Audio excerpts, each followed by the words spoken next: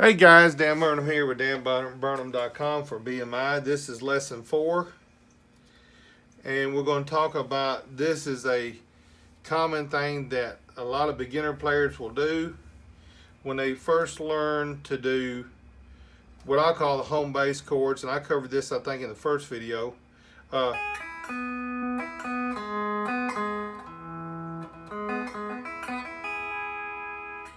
3, 4, 5, 4, 5, 6, 5, 6, and 8. And then, now what a lot of guys will do, I hear them when they start out, and they'll do like, and what I did, I'm in the key of D because I'm open, no pedals. Then I slide down, grabbing 3, 4, 5, slide down to the 8th fret. Then I go to strings 1, 2, 3, 4, 5, 6 with the A and B pedal down.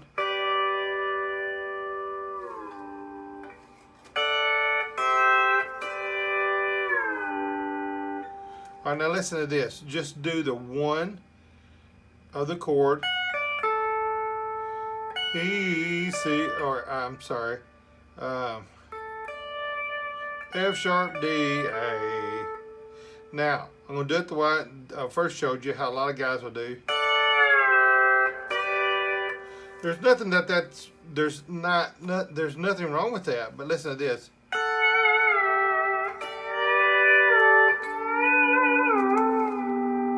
See, pedal steel, we're working on intervals. That's what makes the pedal steel stand out. Plus, if I'm playing with a keyboard player, I wouldn't want to go. I would probably go. Never playing 3 notes.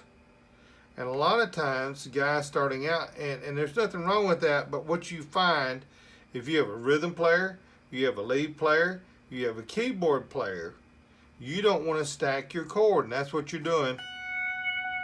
That's the 3rd, so that's F sharp, and there's D and A. Now, I'll give you an example of how, let you hear it, and you tell me which one sounds the best. You'll know this song.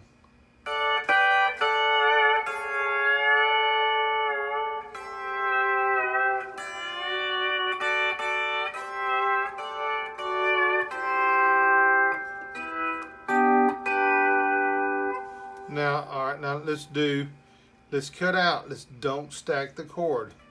Now you recognize this tune?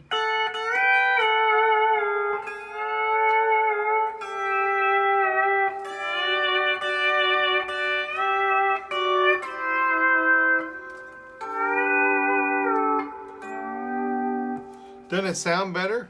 See, pedal steel, it's not that the steel can't do the fat, thick chords, but when you're playing to traditional country, and you're basically all you are, unless you're doing a solo act, you're just a fill artist anyway. So,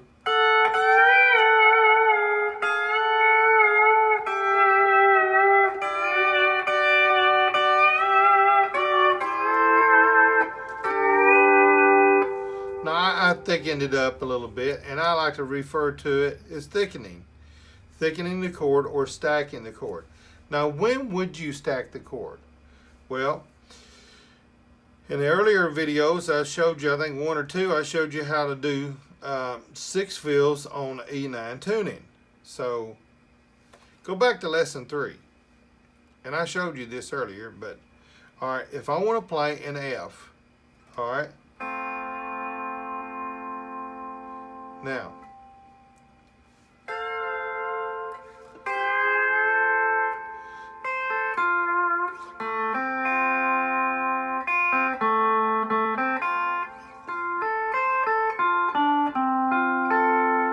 I'm in F.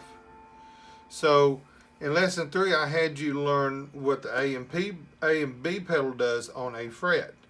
So I know from the years I've been playing, that's F.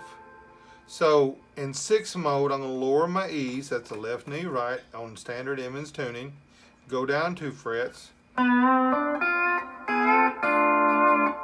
I do 8, 7, 6, 5. Now I want to thicken my chords here.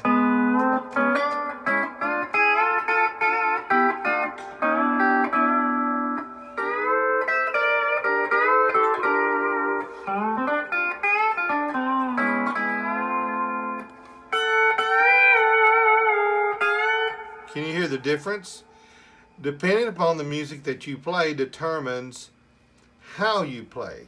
If you're playing the grocery neck, as they say, you're backing somebody up, it's all about playing tastefully, not overplaying, and I struggle with this like every other steel player does, playing what needs to play when it needs to be played, and then don't play when it's not your turn to play.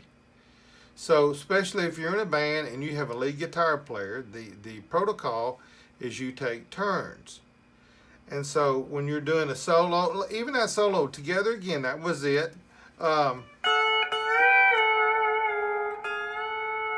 See, I'm not stacking the chords. And if you listen to a lick, one note licks don't stack chords. They work the chord as they're playing through.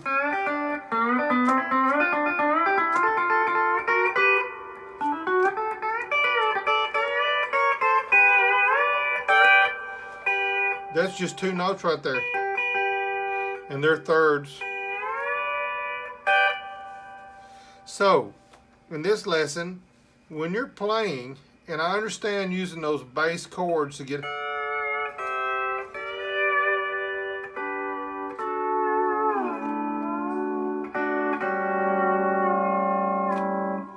There's times when you will thicken.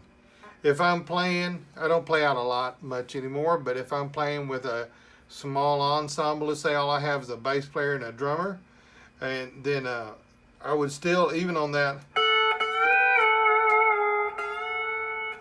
if I had the solo, and then if I'm backing up the singer because I'm having to do padding, and we'll talk about padding in future videos.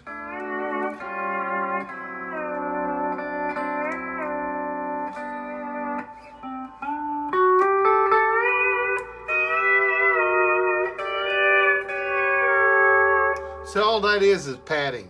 That's filling. And the only reason why I would do that if I didn't have a keyboard player and I didn't have a rhythm player. If I had those, I would not play that full or that thick. I wouldn't stack. If I'm doing a solo show or I'm doing a Western swing show, I'm going to play in 6 mode a lot. I'm going to stack my chords. Anyway, that's lesson 4. I hope it helps. Have a good day.